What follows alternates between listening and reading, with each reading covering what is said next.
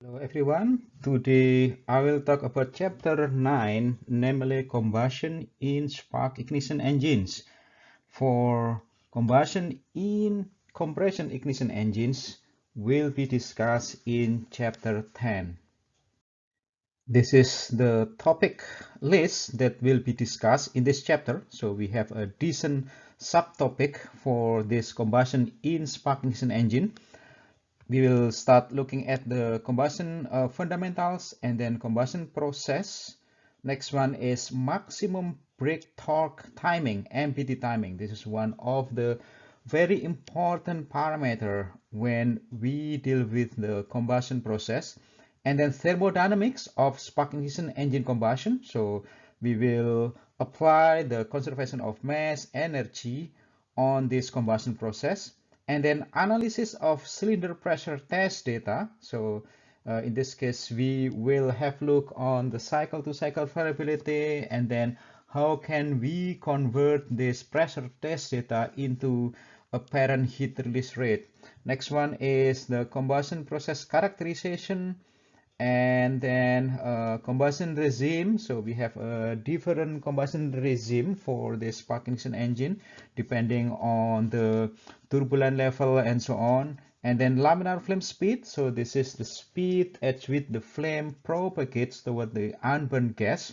And then impact of burnt gas on laminar flame speed, and then GDI combustion, cyclic variation. So pretty much similar to what we discussed in chapter 8, but in this case we will see how does the combustion process influence cyclic variation.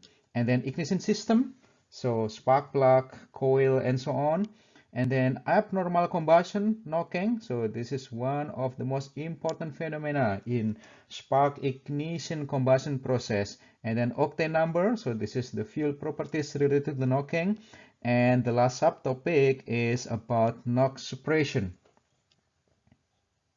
Of all processes occurring inside the cylinder chamber, the combustion process is the most important process.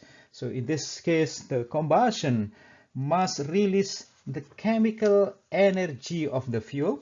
Okay, and this is the primary energy source inside the engine.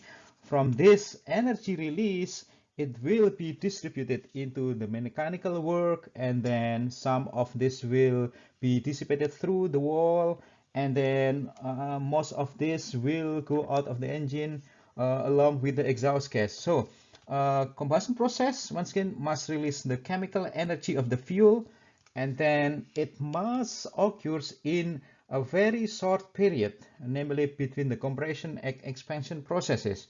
So in this case, we need to generate a good environment for having a fast combustion process, and we have talked about this one in chapter 8 about having a turbulent close to the end of the compression stroke. So in that time we need to minimize the flow dissipation into the turbulent during the intake stroke. So we need to encapsulate as small flow as possible to be an unorganized flow, and then break it into the turbulent at the end of the compression stroke. And this turbulent is used to enhance the combustion process.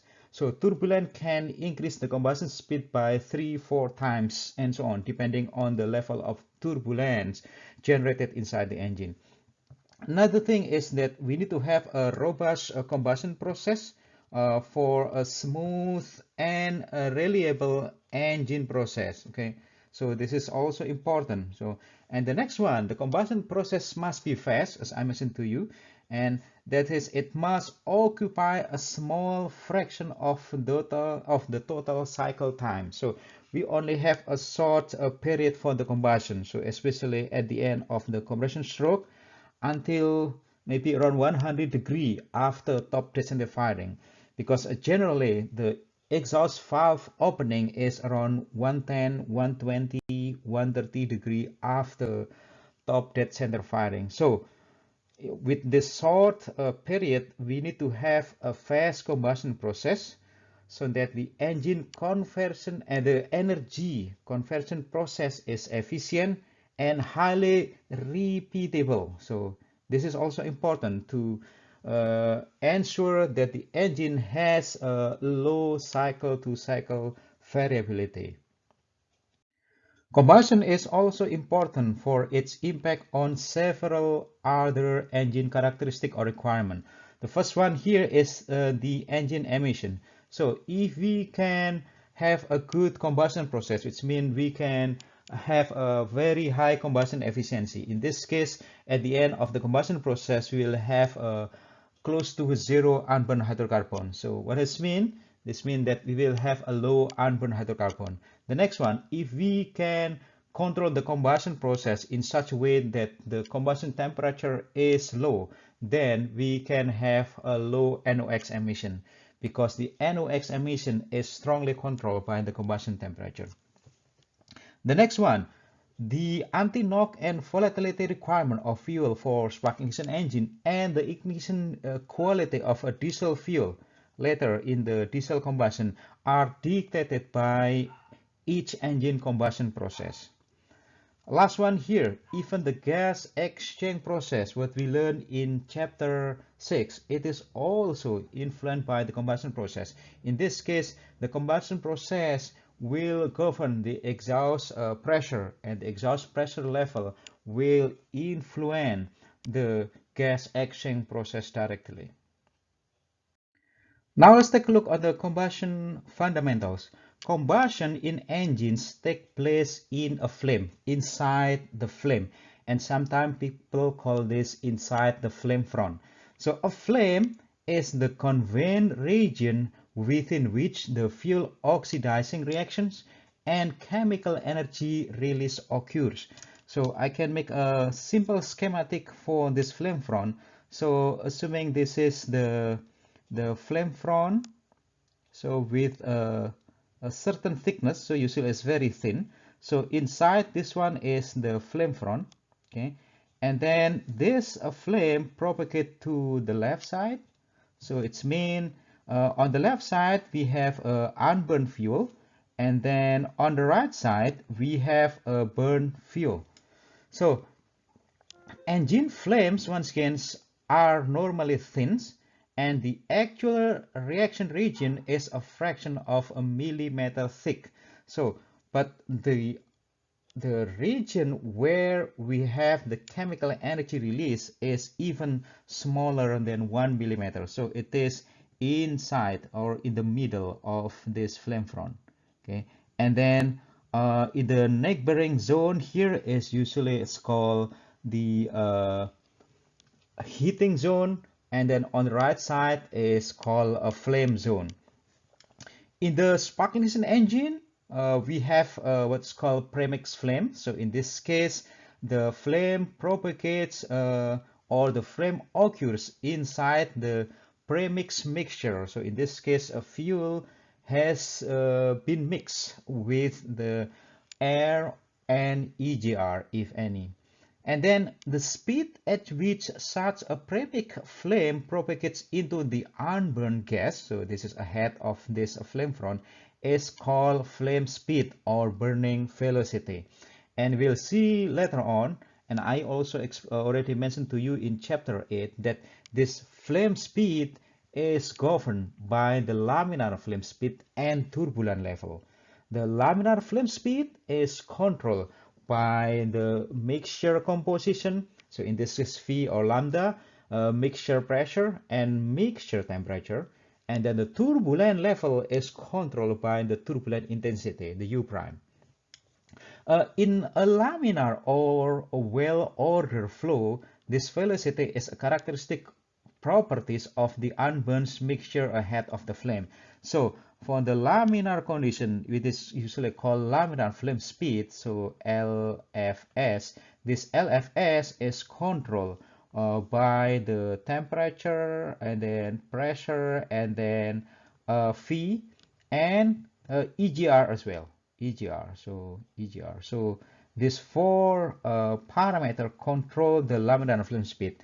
And then the flame speed or the burning velocity, which is the propagation of the flame, is controlled by this laminar flame speeds plus the turbulent level. Okay, the turbulent level. So This laminar flame speed, once again, is a function of the mixture composition, and this mixture composition is represented by phi and EGR, and then the properties of the fuel, and then these properties of the fuel usually control the stoichiometric air-fuel ratio or stoichiometric fuel-air ratio, and then the mixture temperature and pressure.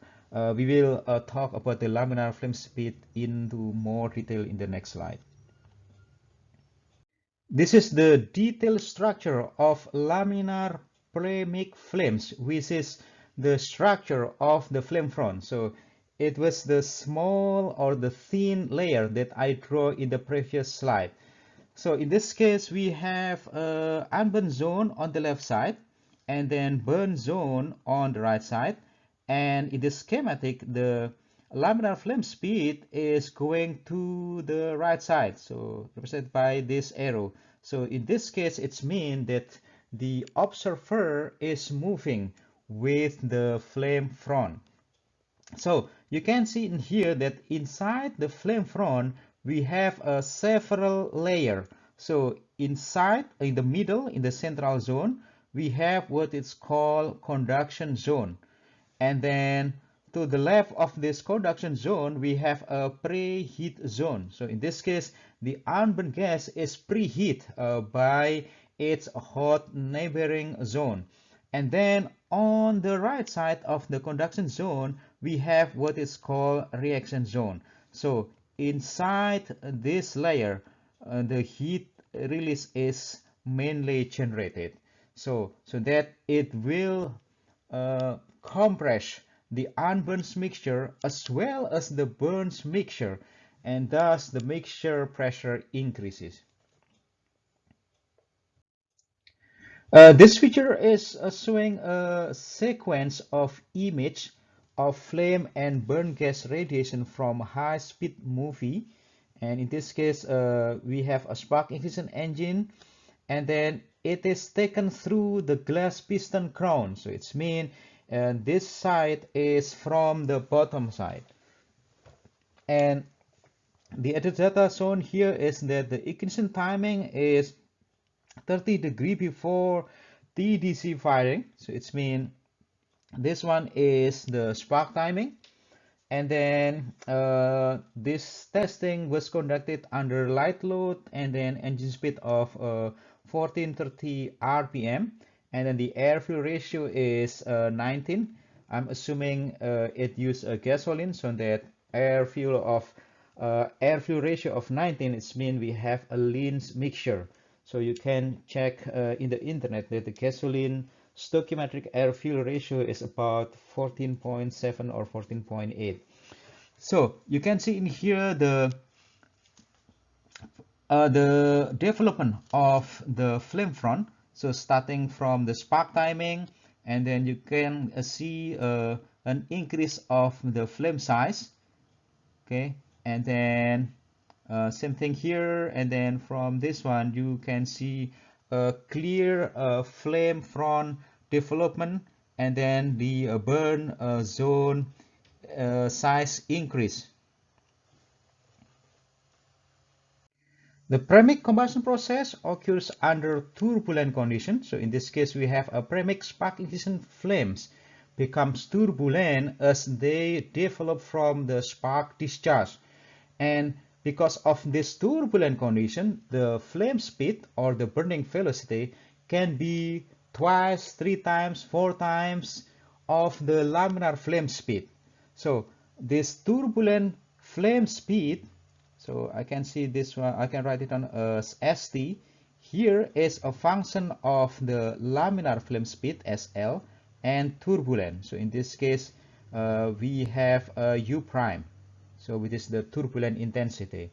The picture on the right side here is showing the schematic of the turbulent premix flame.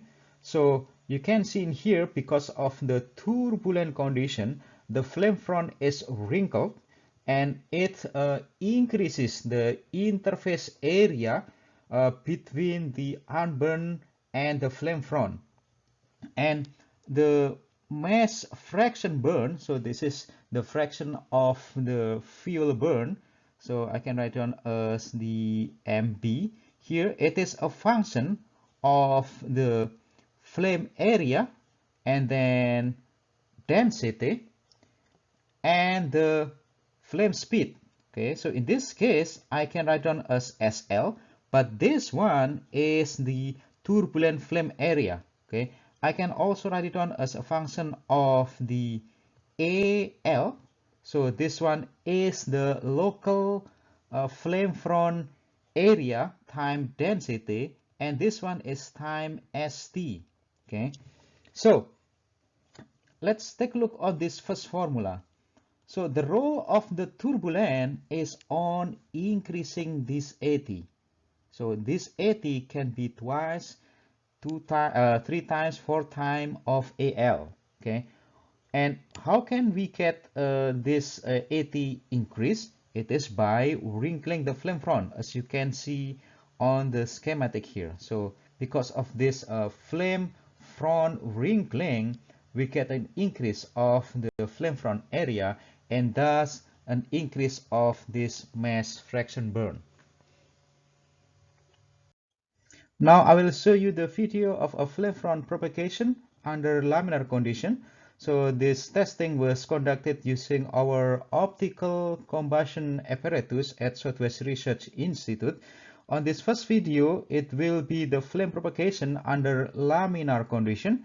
So there will be a flame propagation from the spark plug gap. So this is the spark plug gap. So this is the gap between the central electrode, so this one, and the J electrode. And you will see from this video that the flame will propagate spherically to all direction, move outwardly from the spark plug gap. Let me play this video.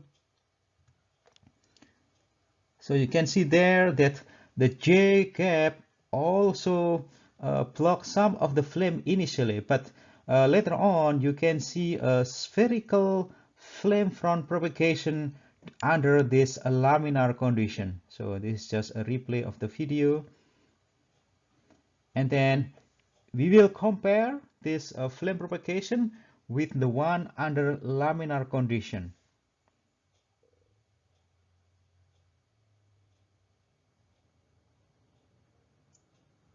Okay, let's go to the next slide for the flame propagation under laminar condition.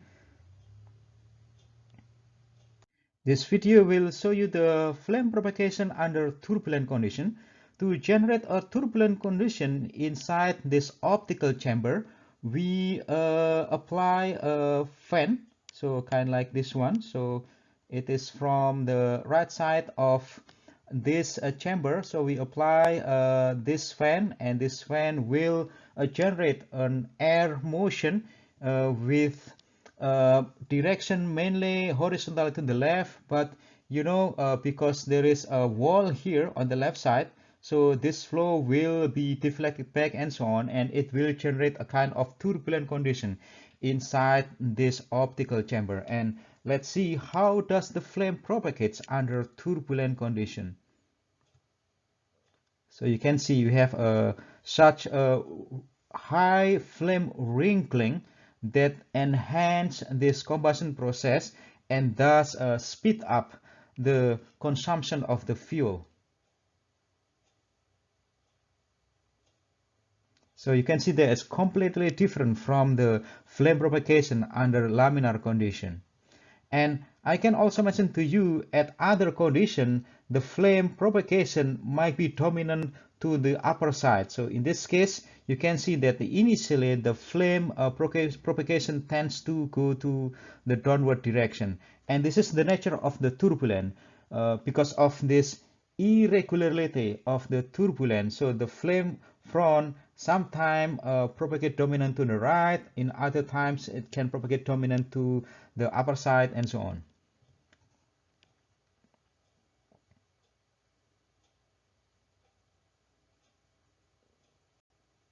Next topic is about the combustion process. The flame development and subsequent propagation can vary from cycle to cycle. This is because the flame growth depend on local mixture motion and composition. And this is this motion that can vary from cycle to cycle. And once again, turbulent characteristic is its irregularity. So because of its irregularity, so we might have a different motion pattern from cycle 1 to cycle 2 to cycle 3. Cycle 4 might be back similar to cycle 1 and so on. So we will have the cycle by cycle variability due to the combustion variability. The picture on the right side on the top here is showing the cylinder pressure data.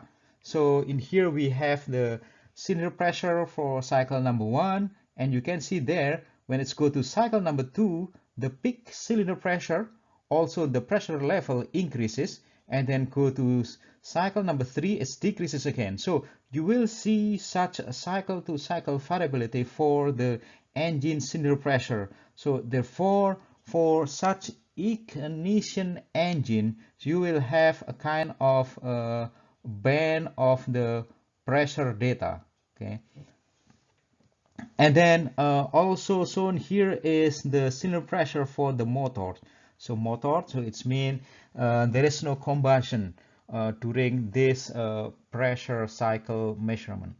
And the feature on the middle here is showing the mass fraction burn. So this is the fraction of the fuel burn as a function of engine crank angle. So assuming that we have spark timing around here, it will take a couple crank angle until we see a clear mass fraction burn, so somewhere here.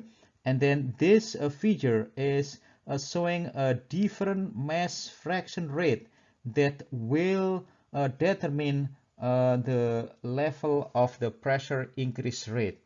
And then on the next one here, the last one here is showing the volume fraction in flame. So this one is showing the increase of the burn zone volume. So as we have a different mass fraction burn, so we also have a different volume fraction in flame. Next topic is maximum brake torque timing, or MBT timing. So this is one of the important parameters when we deal with the combustion process. The combustion event, so in this case we can translate loosely to the spark timing. The combustion event must be properly phased relative to the top center position to obtain the maximum power or torque.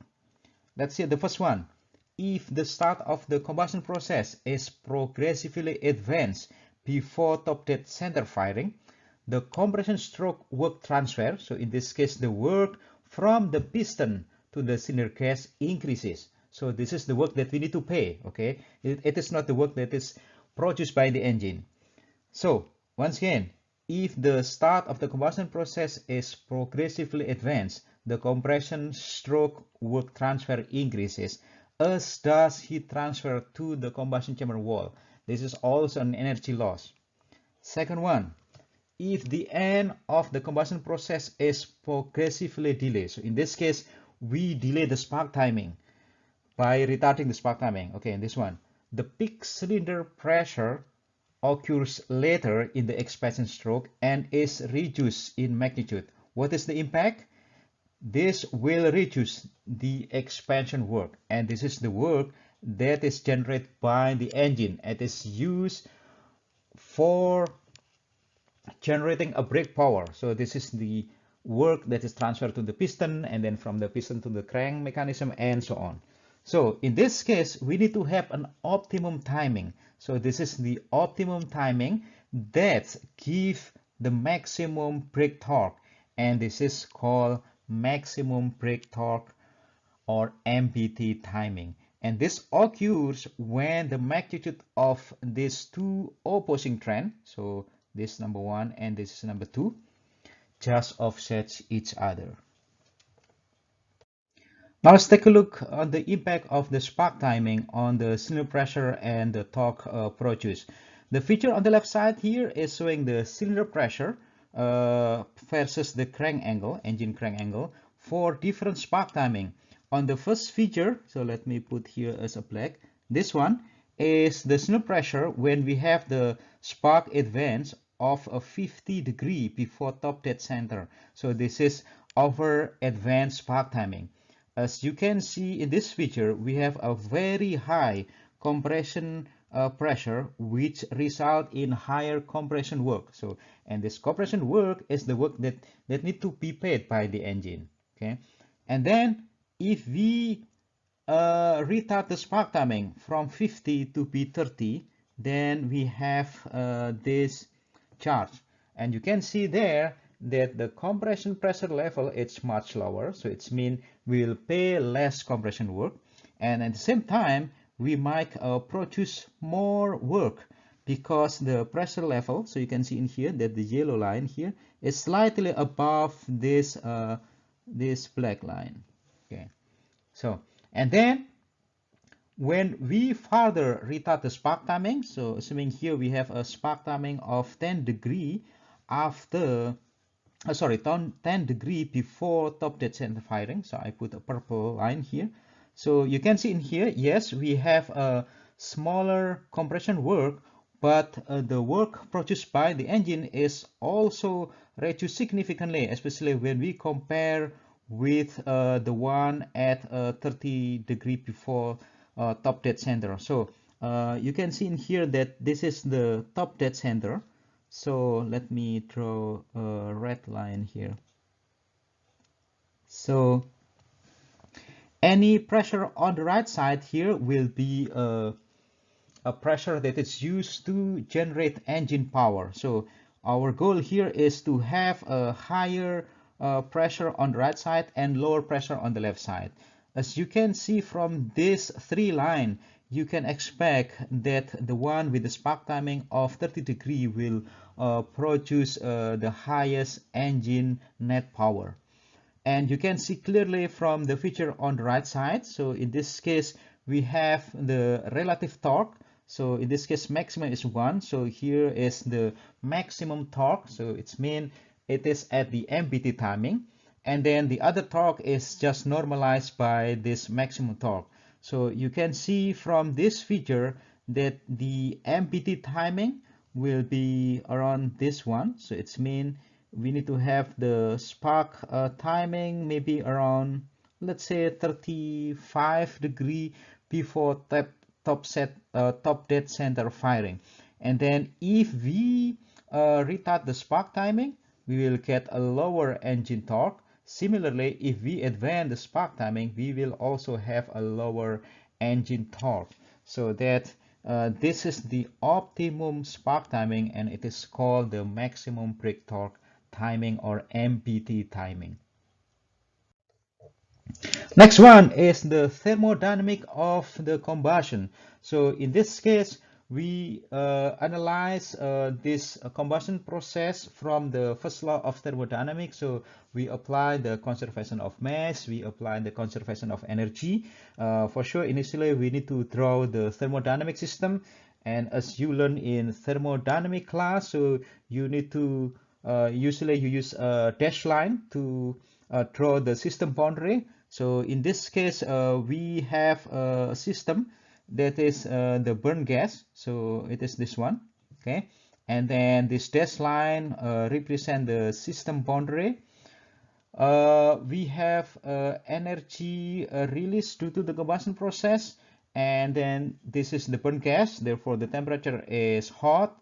Therefore, there will be a heat transfer from this burn gas to the chamber wall, and then there will be work produced by this combustion process as well, and this work will be transferred to the piston. And BL here is the boundary layer, so there will be a thermal boundary layer occurring near each wall of the chamber. So I think you learn it in heat transfer or fluid mechanics about this thermal boundary layer. So inside this thermal boundary layer, the temperature changes from the wall temperature to the bulk temperature of the mixture. And then so once we complete this thermodynamic system, we can apply the conservation of mass, we can apply the conservation of energy. This feature is showing the schematic of combustion produce pressurized and gas motion. So at time t, we have the system condition, and then there will be a combustion process inside the flame front, and this will release chemical energy, and it will increase the pressure. Because of this pressure increase, it will compress the unburned mixture on the left side. It will also compress the burnt gas on the right side, and then both zone will have a pressure increase. And then depending on the initial temperature of the gas, the final temperature might be different for different zone. Therefore, we will have a different thermodynamic condition inside the chamber. For example, for the burn gas in this zone that is burned maybe at the initial state, it might have a higher temperature because of the combustion process and further gas compression. So this might produce a higher burn gas temperature than the one in this zone. So once again, because of this combustion characteristic, we will have a different thermodynamic process on different zone inside the combustion chamber. Once we identify and build the thermodynamic system inside the combustion chamber, we can apply the conservation of mass and conservation of energy. So equation 9.1 here is showing the formula for the conservation of mass. So on the left side here we have the total volume. So this is the chamber volume. It is balanced by the burnt gas volume, and this one is the unburned gas volume. And for the conservation of energy, equation 9.2. So on the left side we have the initial energy of the mixture. So this is internal energy. And then this one is the work produced by the system and transferred to the piston. This is the energy transfer by the heat transfer to the wall, so to the cylinder head, to the piston liner, and so on. It is balanced by the energy release during the combustion process. So we have the internal energy of the burnt gas, and this one is the internal energy of the unburned gas. This feature is showing the cylinder pressure and then mass fraction burn and gas temperature as a function of crank angle. So this one, let me identify one by one. So this is the cylinder pressure, and then this one is the mass fraction burn. So it means starting from 0, no burn gas at all, and it's close to 1 here, so it means it's at the end of the combustion process. And as I mentioned to you in chapter 3, not all fuel is burned at the end of the combustion process. So spark ignition engine usually have the combustion efficiency of around 96, 97, 98, and so on. And diesel engine has a higher combustion efficiency. It can be 98 and 99. Therefore, at the end of the combustion process, it is still below 1 here. And then this one is the burn gas, so TB. This is the burn gas E, I think here is earlier, and this one is the burn gas that happened later, so L here. And this one is the average of the burn gas. And TU here is the unburned gas temperature. So this feature can give you an idea about when the combustion starts. So in this case, you see it from the first increase of the burn gas temperature. And because of this combustion process, then the pressure increases significantly, and we have a decent work transfer to the piston.